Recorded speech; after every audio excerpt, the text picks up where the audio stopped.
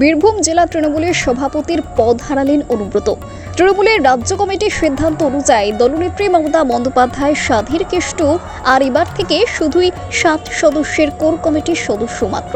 2011 সালে রাজ্যে তৃণমূল ক্ষমতায় আসার আগে থেকেই বীরভূম জেলা তৃণমূল কংগ্রেসের সভাপতির পদ সামলেছেন অনুব্রত।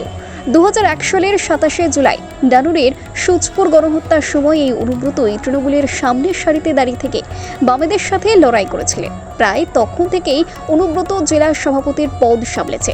তারই হাত ধরে বীরভূমে তৃণমূল সংগঠন মজবুত করেছে। 2011 সালে রাজ্যে পালা বদলের পর অনুব্রত মণ্ডলের চোখ দিয়ে গোটা জেলা দেখতেন দলনেত্রী। রাজ্যের বিধানসভা, লোকসভা, পৌরসভা ও পঞ্চায়েত নির্বাচনে নিরঙ্কুশভাবে দখল করেছিল সমস্ত আসন। জেলায় 11টি বিধানসভা, 2টি লোকসভা, 6টি পৌরসভা ও 167টি গ্রাম পঞ্চায়েত আসনে লাগাতারভাবে তৃণমূল দখল করে এসেছে।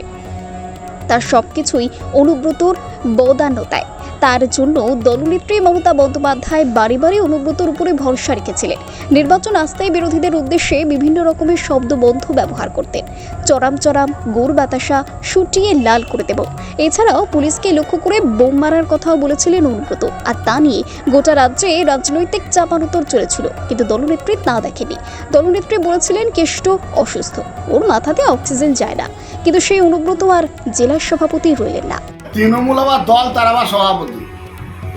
প্রত্যেকদিন কালীঘাট থেকে তৃণমূল দলের কে কে চাপরাশি থাকবে, কোথায় কে হবে ঘোষণা হলেই হলো। গণতান্ত্রিক পদ্ধতি নাই। পিসিমনের মনে হয়েছে একটা কমিটি ঘোষণা করে দিয়েছে রাজ্য জুড়ে, তাতে তৃণমূলের এখানে একজনকে বাদ দিতে পারছে না, বাদ দিয়ে একটা সভাপতি ঘোষণা করতে পারছে না।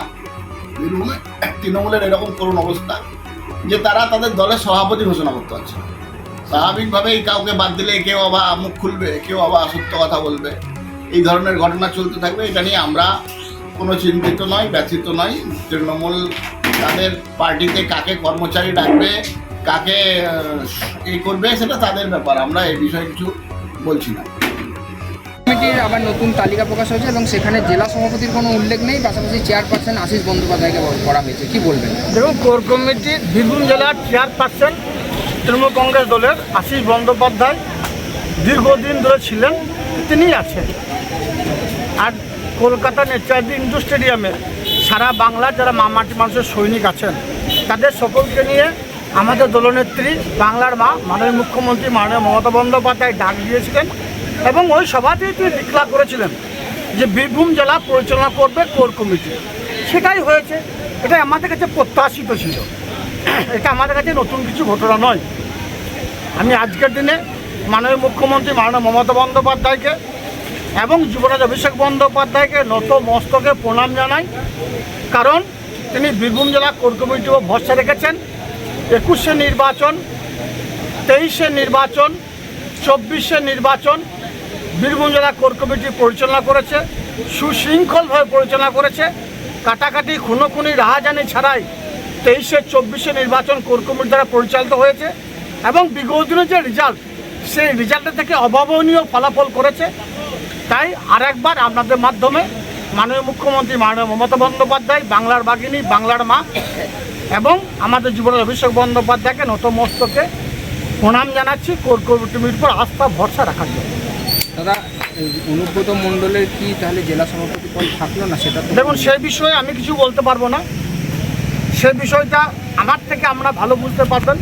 অল ইন্ডিয়া তৃণমূল কংগ্রেস পেজে অলরেডি দেখানো হয়ে গেছে যে বীরভূম জেলায় কারা পরিচালনা করবে। চেয়ারপারসন আছে, 7 সদস্যের কোর কমিটি আছে এবং 2 এমপিকে প্রত্যেকটি মিটিংয়ে ডাকা। অর্থাৎ বর্তমানে বীরভূম জেলা পরিচালনা করবে 9 সদস্যের কোর কমিটি। সেটাতে আমাদের দলনেত্রী বাংলার বাঘিনী, বাংলার মা মাননীয় মুখ্যমন্ত্রী মাননীয় মমতা বন্দ্যোপাধ্যায় সিলমোহর দিয়েছেন। আমাদের যুবরাজ অভিষেক বন্দ্যোপাধ্যায় আমাদের উপর আস্থা রেখেছেন। স্বভাবতই আপনাদের মাধ্যমে দিনের শেষে একটাই কথা বলবো, যেহেতু আমাদের কোর কমিটির ওপর আমাদের দলনেত্রী মমতা বন্দ্যোপাধ্যায় আস্থা রেখেছেন, যে 26শে নির্বাচন আসছে, বীরভূম জেলার 11টা যে বিধানসভা আছে, 11টা বিধানসভায় জোড়াফুলি ফুটবে। মমতা বন্দ্যোপাধ্যায়, অভিষেক বন্দ্যোপাধ্যায় যাকে দাঁড় করাবে সেই বিপুল ভোটে জয়যুক্ত হবে এবং বিরোধীদের নাস্তা নাবুদ করে ছাড়বে। ব্যুরো রিপোর্ট, জেসবা 24 বাংলা।